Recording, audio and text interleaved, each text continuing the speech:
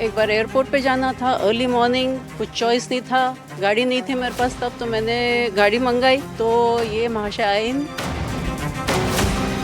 कम distance का होगा तो कैंसिल कर दे। कस्टमर भी कैंसिल करते हैं, हम उस लोकेशन पे जाके वो लोग भी कैंसिल करते हैं, उनके लिए भी वो चीज़ है। पर ये एग्रीगेटर लोग काम क्या करते हैं, पहले से ही टिप मेंशन कर देते हैं, they are getting the benefit. Fine देना तो होगा ही, 100 क्या वो ज़्यादा ही दे दो, क्योंकि हम लोग का भी कभी कभी इम्पोर्टेंट काम तो रहता ही है। मैंने कैब बुक कराई, लेकिन ज़्यादा दूर होने के कारण उन्होंने, कैब वाले ने 2-3 राइड्स कैंसिल कर दी। यहाँ पहुँचने एयरपोर्ट पे उनको दिखाता है 900 रुपये दिखाया, हमको देता है 480 रुपये, 400 रुपये, उसमें लगता है कितना 1.5 घंटा लगता है।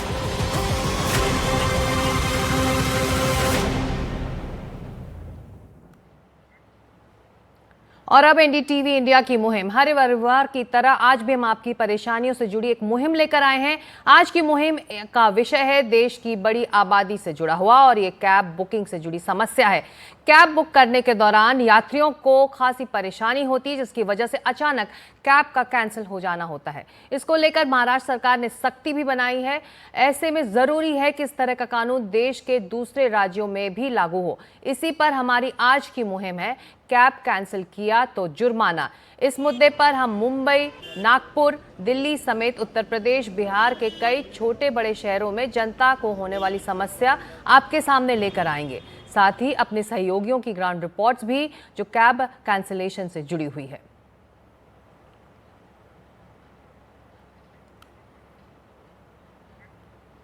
तो सबसे पहले हम आपको बताते हैं कि महाराष्ट्र में कैब कैंसिल करने को लेकर सरकार क्या नीति लेकर आई है। ड्राइवर ने राइड रद्द किया तो 100 रुपए या फिर 10% जुर्माना। ड्राइवर पर अधिकतम जुर्माना 100 रुपए तक। अगर यात्री ने राइड रद्द की तो 50 रुपए या फिर 5% जुर्माना। यात्री पर अधिकतम जुर्माना 50 रुपए तक। जुर्माना सीधे संबंधित यात्री या ड्राइवर को मिलेगा। जुर्माने का लेन देन सिर्फ डिजिटल। धांधली पर रोक, सिर्फ ट्रेन ड्राइवर ही चला सकेंगे अब कैब। तो ये तमाम नियम कायदे हैं जो महाराष्ट्र में अब कैब को लेकर लागू हो रहे हैं। आज की इस मुहिम से जुड़ा हमारा अब सवाल है, क्या देश भर में महाराष्ट्र जैसे सख्त नियम की जरूरत है? क्या सख्त नियमों से ऐप बेस्ड कैब की मनमानी पर लगेगी लगाम? और क्या देश भर में राइड रद्द करने पर ड्राइवरों पर लगे जुर्माना? क्या सर्ज प्राइसिंग को लेकर भी कानून की इस वक्त जरूरत है? और आज की हमारी मुहिम के लिए अलग अलग शहरों से हमारे तमाम सहयोगी दिन भर जुड़ते रहेंगे। दिल्ली से पल्लव मिश्रा, नोएडा से अश्विनी सिंह, लखनऊ से रणवीर सिंह, मुंबई से पूजा भारद्वाज, पटना से रमन राय।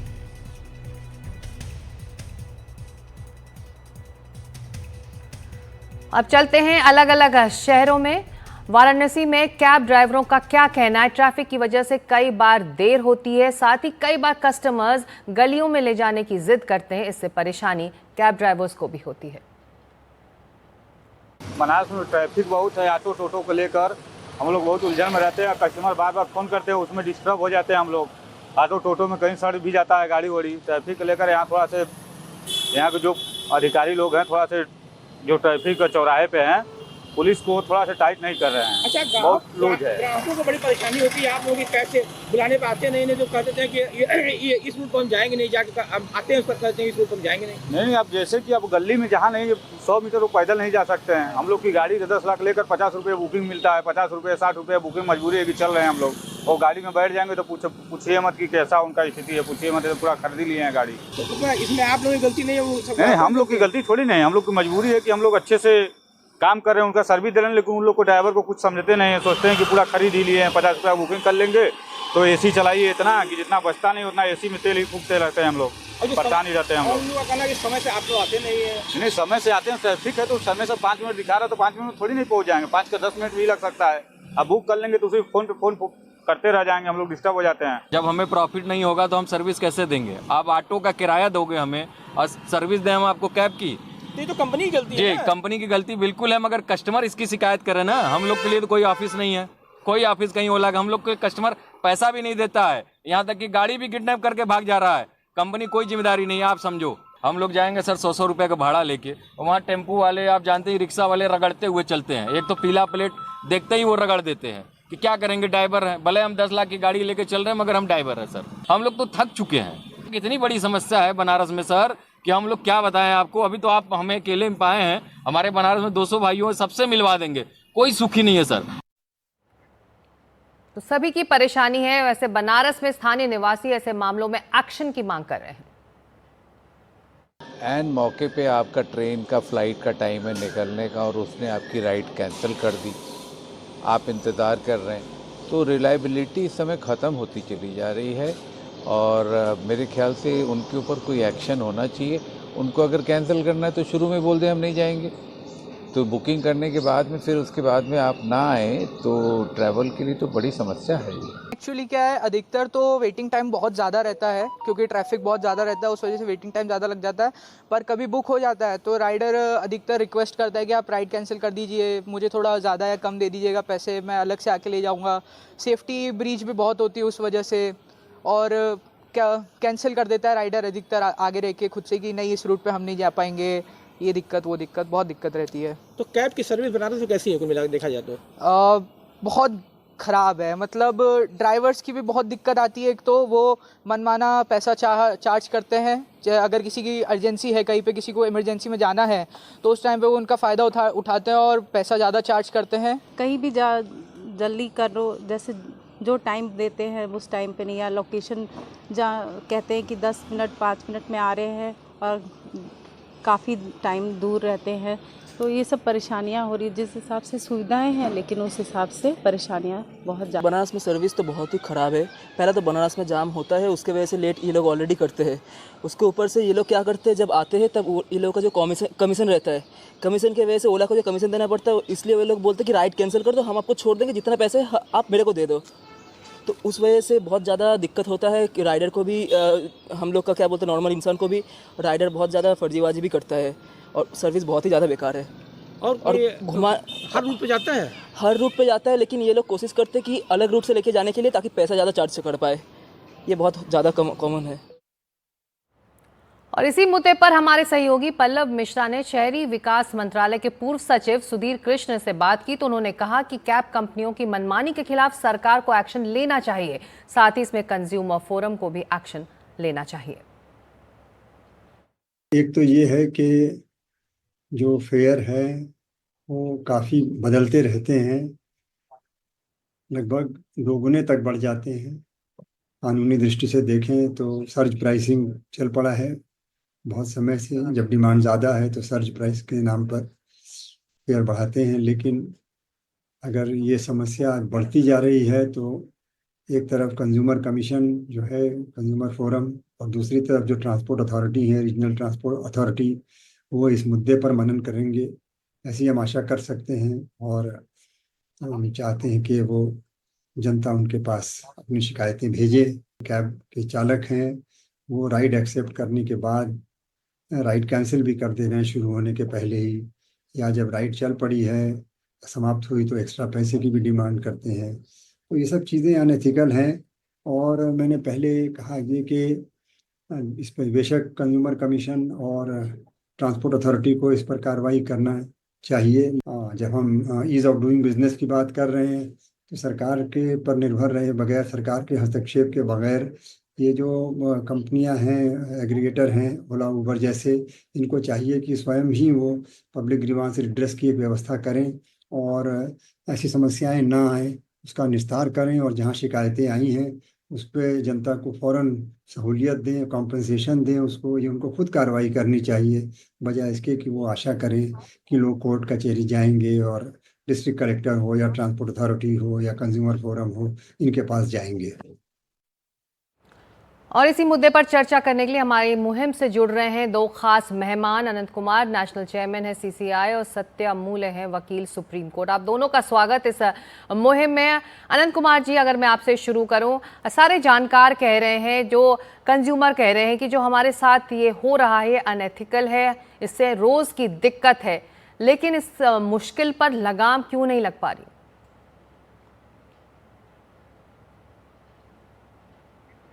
आप म्यूट है शायद आनंद जी।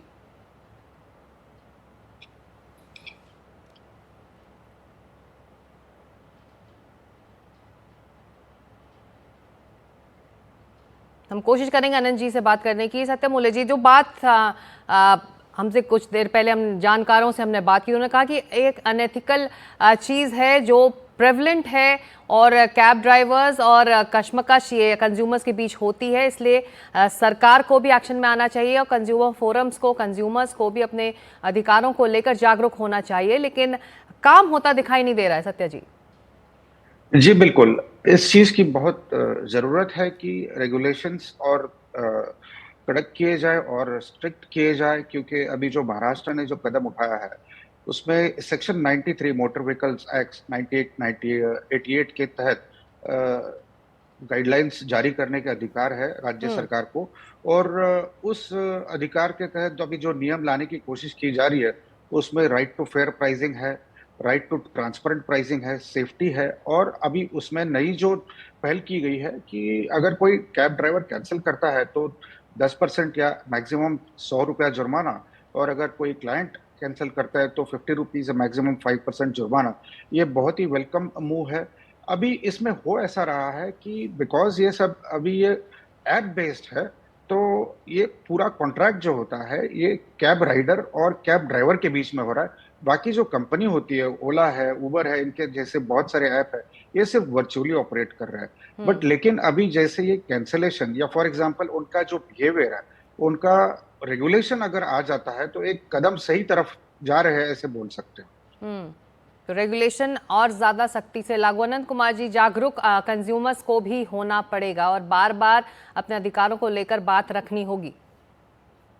जी बिल्कुल, आप ठीक कह रहे हैं। ये जितना भी हो रहा है अभी अनुचित व्यापारिक व्यवहार के दायरे में आता है, और कंज्यूमर प्रोटेक्शन एक्ट के जो प्रावधान है उनका वैसे ही ये लोग उल्लंघन कर रहे हैं। लास्ट मिनट पर जब कैब को कैंसिल कर देते हैं, उस कंडीशन में उपभोक्ता को कितनी परेशानी उठानी पड़ती है अंदाजा उसका कोई भी लगा सकता है, इमरजेंसी के मामले में, ट्रेन या फ्लाइट को पकड़ने के मामले में, और अलग अलग तरह की बहुत सारी परेशानियां हैं। मैं महाराष्ट्र सरकार के इस निर्णय का स्वागत करता हूँ।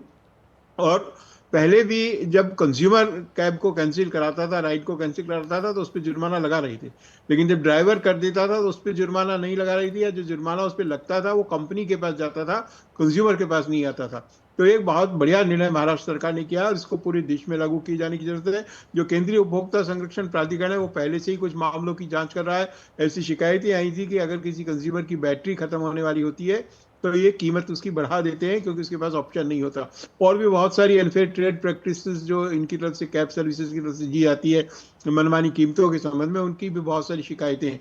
तो मैं कहूँगा ये तो केवल एक शुरुआत है। आनंद जी, जो हम अपनी इस मुहिम में हम तमाम सवाल उठा रहे हैं उसमें से एक सबसे बड़ा सवाल है, क्या देश भर में महाराष्ट्र जैसे सख्त नियम लागू करने की ज़रूरत है? तो आप मान रहे हैं कि अगर इस तरह के नियम देश भर में लागू हों तो एक बड़ा डेटरेंट होगा इस तरह की परेशानी को ख़त्म करने के लिए?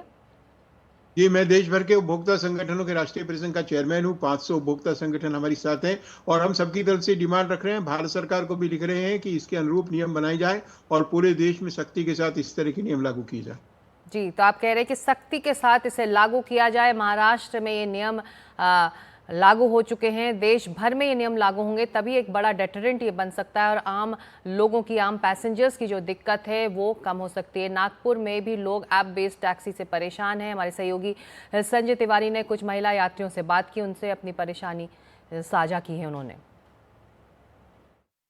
कुछ लोग, कुछ यात्री ऐसे हैं कि जो अब ऐप बेस्ड टैक्सी सर्विसेज का नाम लिया तो तौबा तौबा कर लेते हैं और कहते हैं कि भाई हम लेट जाएंगे या नहीं जाएंगे, पैदल चले जाएंगे, लेकिन ऐप बेस्ड टैक्सी कैब नहीं इस्तेमाल करेंगे। ऐसे एक शख्स हमारे साथ मौजूद हैं आज। इनका नाम है doctor Archana Deshpande, government medical college Nagpur में जो है उनके रिटायर्ड प्रोफेसर हैं। अर्चना मैम, आप NDTV से बात करने के लिए बहुत बहुत शुक्रिया। अनुभव आपका बताइए, हल्के हल्के मुस्कुरा रही हैं, क्या अनुभव रहा है आपका? कुछ अच्छे मुस्कुराहट है मगर अच्छे अनुभव बिल्कुल नहीं है। एक बार तो ऐसे हुआ कि मैंने प्रीमियम कैब बुक करी, नॉन AC भेज दी, गर्मी के दिन थे। मैंने जब बोला ड्राइवर को कि आप AC स्टार्ट करें तो बोले AC ख़राब है। तो बोली फिर आपने प्रीमियम चार्ज कैसे किया? नहीं, he had no answers for that.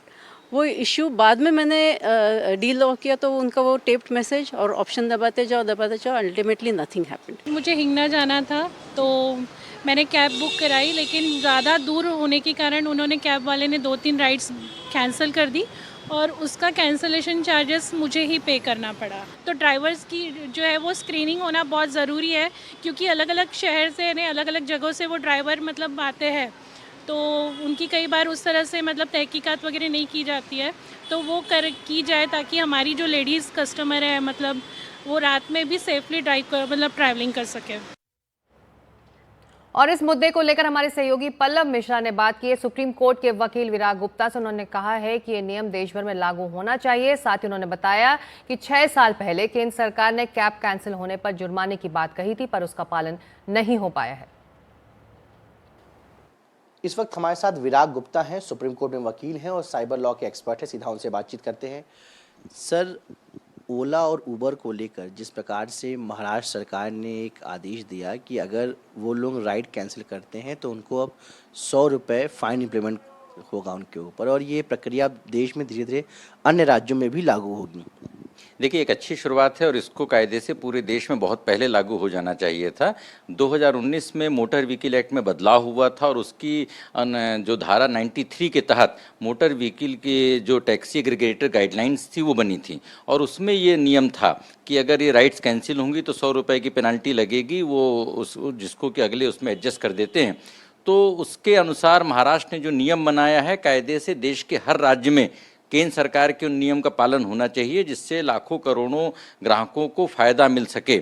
और राज्यों को इस वजह से भी करना चाहिए क्योंकि उन नियमों के अनुसार राज्यों के बारे में 2 बातें हैं। नंबर 1 कि राज्यों को इसको लाइसेंस देना है, इन कंपनियों को, राज्यों को लाइसेंस के हिसाब से ऑपरेट कर रही हैं, और दूसरा राज्यों को इन नियमों का पालन कराना है। इसलिए महाराष्ट्र का ये जो नियम है, इसकी जो जड़ें हैं बहुत पुरानी हैं और इनको पूरे देश में सभी राज्यों को लागू करना चाहिए।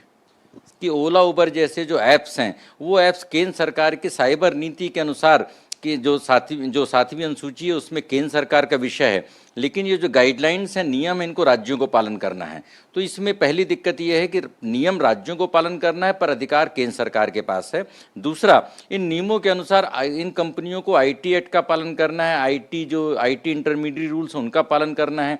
उसके अनुसार इनको शिकायत अधिकारियों का एक शिकायत निवारण का सही तंत्र बनाना चाहिए, जैसा कि दिल्ली हाईकोर्ट ने केएन गोविंदाचार मामले में बोला था। लेकिन उसका सही तरीके से, पारदर्शी तरीके से उसमें निवारण का तंत्र नहीं होने से इन नियमों का फ़ायदा ग्राहकों को नहीं मिल पा रहा है। और अभी तक जितनी भी कार्रवाई हुई है, कंज्यूमर अफेयर्स मिनिस्ट्री ने की है या सीसीपीए ने किया है, कुछ मामलों में जिला उपभोक्ता अदालतों ने भी आदेश दिए हैं। लेकिन इसमें सबसे बड़ी बात यह है कि ये इतनी बड़ी अंतर्राष्ट्रीय कंपनियां हैं और उनसे निपटने के लिए भारत में क्लास एक्शन सूट के जो बारे में जो नियम बनाए हैं, जो कंज्यूमर प्रोटेक्शन नए एक्ट में, तो क्लास एक्शन सूट के अनुसार लोगों को अगर संगठित तरीके से उसका फ़ायदा मिल सके सीसीपीए के माध्यम से, तो इनकी जो अनियमितताएं हैं उस पर रोक लग सकेगी। सत्यम मुल्ला जी, आपने सुना विराग गुप्ता को, उन्होंने कहा कि सख्ती से लागू करने की ज़रूरत है। महाराष्ट्र में नियम बन चुके हैं, अब ये मुहिम है कि कम से कम ये पूरे देश में लागू हो। लेकिन ये भी हकीकत है कि जब भी किसी तरह का एक्शन होता है ड्राइवर का, चाहे वो ऐप बेस्ड टैक्सी हो, तो ऐसे में ओनस आ जाता है कंज्यूमर की कि वो प्रूव करे कि वो ड्राइवर गलत था। तो बहुत ज़्यादा आगे बढ़कर कंज्यूमर अगर इंटरफेयर नहीं करेगा, इंटरैक्ट नहीं करेगा उस ऐप बेस्ड कंपनी से, तो उसको पैसे भी नहीं मिलने वाले और उसकी जो दिक्कत है उसका कुछ सोल्यूशन भी नहीं निकलेगा। इसलिए कंज्यूमर्स पर पूरा ओनस आकर रुक जाता है। Yes, of course. इसमें कैसा है कि ये ऐप बेस्ड जो कैब कंपनीज है, इन्हें ये अभी मान लेना चाहिए कि कस्टमर इज द किंग, और कस्टमर इज द किंग के तहत अगर आपको बिजनेस आगे बढ़ाना है तो जो भी इंटरैक्शन पॉलिसीज है उनकी, जब कस्टमर कैंसिल कर रहा है या कस्टमर को कैंसिलेशन का कोई सामना करना पड़ रहा है, तो जो इंटरैक्शन होना है ऐप से और ड्राइवर से वो बहुत इजी होना चाहिए। और वो जो फाइन है या जो भी उसके ऊपर जो पेनल्टी लगने वाली है, उसकी जो प्रोसीजर्स है वो काफ़ी सिंपल होनी चाहिए। देखिए, सबसे पहले इन्होंने ये जान लेना चाहिए कि जब हिस्ट्री में महाराष्ट्र में या पूरे देश में जो काली पीली टैक्सी नाम करके जानी जाती थी, जो थी अस्तित्व में, जी। उसको अगर रिप्लेस करके अगर ऐप बेस्ड टैक्सी है, तो उसका यही कारण है कि कस्टमर को चाहिए कि एक ट्रांसपेरेंट कैंसिलेशन पॉलिसी हो, एक ट्रांसपेरेंट फेयर पॉलिसी हो, एक ट्रांसपेरेंट और सिक्योर टैक्सी सर्विस हो। तो अगर जो उनकी नींव है, ये 3-4 बुनियादी जो रीजंस है ऐप बेस्ड टैक्सी का, अगर पूरे देश में जो बढ़ावा आया हुआ है, तो उसके ऊपर अगर ये कोई ट्रांसपेरेंट पॉलिसी नहीं लाते और महाराष्ट्र जैसी जो पॉलिसी है उसके ऊपर इम्प्लीमेंटेशन अगर सख्ती से नहीं होता, तो ये सब उनका जो ऐप बेस्ड का जो मॉडल है ये क्रैश हो सकता है, या फिर नए कोई एग्रीगेटर्स आगे सामने आ सकते हैं कि जो ऐसी पॉलिसीज, ट्रांसपेरेंट पॉलिसीज ला सकते हैं। आज भी अगर हम देखा जाए तो भारत में कई सारे ऐसे राज्य हैं, जैसे गोवा है, गोवा में ऐप बेस्ड टैक्सी नहीं चलती। इसके कई कारण है, लेकिन हमें ये देखना चाहिए कि कंज्यूमर की सहूलियत इज द प्राइम इंपॉर्टेंस, और कंज्यूमर के लिए अंडर कंज्यूमर प्रोटेक्शन एक्ट काफी सारी चीजें हैं कि वो ऐप बेस्ड टैक्सी को अभी ही लागू कर सकते हैं, ना कि आगे जाके उनको कोर्ट कचहरी के बहुत बार दरवाजे पे जाना पड़े। बिल्कुल बिल्कुल, और कंज्यूमर इज किंग, ये एहसास सभी कंपनियों को होना चाहिए। अनंत कुमार जी, एक और दिक्कत जो आम कंज्यूमर की है वो है सर्ज प्राइसिंग की। मनमाने फेयर्स लगाए जाते हैं कंपनियों द्वारा, और ये बिना चाहे भी ये कंज्यूमर को देना पड़ता है। जी, ये निश्चित रूप से एक गंभीर समस्या है, और ये भी अनुचित व्यापारिक व्यवहार के दायरे में आती है। अगर उपभोक्ता इसके विरुद्ध शिकायत करेगा तो उसको राहत मिलेगी। लीगल मेट्रोलॉजी एक्ट के अनुसार इनका जो बिलिंग सिस्टम है, इनका जो दूरी नापने का तरीका है, वो सारा एक कानूनी ढांचे के अंदर आता है। जरूरत इस बात की है कि इससे संबंधित जो गाइडलाइंस हैं वो सही ढंग से सरकारें अपने अपने स्तर पर जारी करें, और उनकी पालना हो रही है, यानी ये देखना एक बड़ा महत्वपूर्ण विषय है। मान ले महाराष्ट्र की बात करते हैं, उन्होंने कानून बना दिया है या उन्होंने नियम बना दिया, लेकिन अगर उसकी पालना नहीं होगी तो उसका फायदा उपभोक्ता को नहीं मिल पाएगा। मैं पूरी तरह ऐप बेस्ड कैब्स के खिलाफ नहीं हूँ, क्योंकि इन्होंने उपभोक्ताओं को बहुत सुविधा दी है, निश्चित रूप से इसीलिए बाजार के अंदर तेजी से लोकप्रिय भी हुई है। लेकिन एक बार जब उपभोक्ता की आदत पड़ जाती है और ये इनके परमानेंट जब ग्राहक बन जाते हैं, तो उसके बाद ये उनका शोषण बढ़ा देते हैं, वो गलत है। और उसको रोकने के लिए जो कीमतों में बार बार बदलाव किया जाता है वो गलत है। उसका एक स्पष्ट गाइडलाइन होनी चाहिए, और पूरे देश में जो ट्रांसपोर्ट डिपार्टमेंट्स हैं अलग अलग स्टेट्स में, उनको ये सुनिश्चित बनाना चाहिए कि वो उन गाइडलाइन का पालना हो रही है या नहीं हो रही है। इनकी रूटीन चेकिंग होनी चाहिए, बीच बीच में कंज्यूमर्स का फीडबैक लेना चाहिए, और उसके अनुरूप इनमें सुधार किया जाना चाहिए। तो हमारी मुहिम की कोशिश यही है कि देश भर में महाराष्ट्र जैसे जो सख्त नियम हैं वो लागू करें, ताकि जो आम उपभोक्ता है उसकी परेशानी कुछ कम हो। हमारे दोनों जानकार कह रहे हैं कि ग्रेटर ट्रांसपेरेंसी की अभी ज़रूरत है, ताकि ये सख्त नियम अगर देश भर में लागू होते हैं तो ऐप बेस्ड टैक्सीज़ में और ज़्यादा ट्रांसपेरेंसी की ज़रूरत है। साथ ही ये एहसास भी इन कंपनियों को होना चाहिए कि कंज्यूमर इज़ किंग, कंज्यूमर के लिए ये टैक्सियाँ चल रही हैं, इसीलिए उसका जो हित है वो सर्वोपरि है। बहुत शुक्रिया इस चर्चा में शामिल होने के लिए आप दोनों का। बढ़ते हैं आगे। बेंगलुरु में भी कैब कैंसिल होने से लोग परेशान हैं। उनका कहना है कि पहले से टिप लेना ठीक नहीं है। ड्राइवर कोई पूछ रहा था नहीं। अभी मैं ग्राहक होके मैं चलता हूँ, कस्टमर का, ड्राइवर का सर्विस अच्छा है, उसका गुलाम दाम बातचीत जो है जैसे पिकअप करते हैं उसके हिसाब से कस्टमर टिप देते हैं। मगर ये एग्रीगेटर लोग काम क्या करते हैं, पहले से टिप मेंशन कर देते हैं। They are getting the benefit, the drivers doesn't getting anything. अभी आप रास्ते पे खड़ के एक ऑटो रिक्शा पकड़ेंगे तो ऑटो रिक्शा वाला मीटर के ऊपर 10-20 भागेंगे तो लोकल पुलिस स्टेशन पे इन्फॉर्म करते हैं, वो लोग आके रिफ्यूज केस और एक्स्ट्रा चार्ज कर रहे करके आप लोग पेनल्टी डाल सकते हैं। मगर ये ऊबर, ओला या बड़ा कंपनी वाले को क्यों नहीं लगा रहे? अब हमारा सरकार भी पूरा भाग बंद करके बैठ गया है ना, ऐसा नहीं करने का है ना। हम लोग मेहनत करके काम कर रहा है, हम लोग को कुछ टिप्स नहीं चाहिए। हमारा को क्या चाहिए, गवर्नमेंट का क्या प्राइस दिया है उतना प्राइस में हम गाड़ी चलाने के लिए खुश है।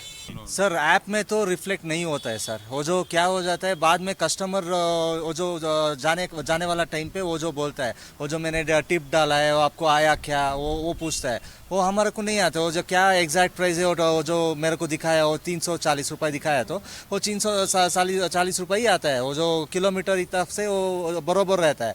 वो जो टिप क्या दे रहे हैं वो जो सभी उन्हें खा रहा है, उन्हें खा के हमारा मुंह में पड़ रहा है वो। तो एनडीटीवी की मुहिम थी कैब कैंसिल किया तो क्या जुर्माना लगे। महाराष्ट्र में ये लागू हो चुका है। अब कोशिश यही है कि ये पूरे देश में लागू हो ताकि आम पैसेंजर्स की दिक्कत, जो रोजाना की दिक्कत है, वो कम हो।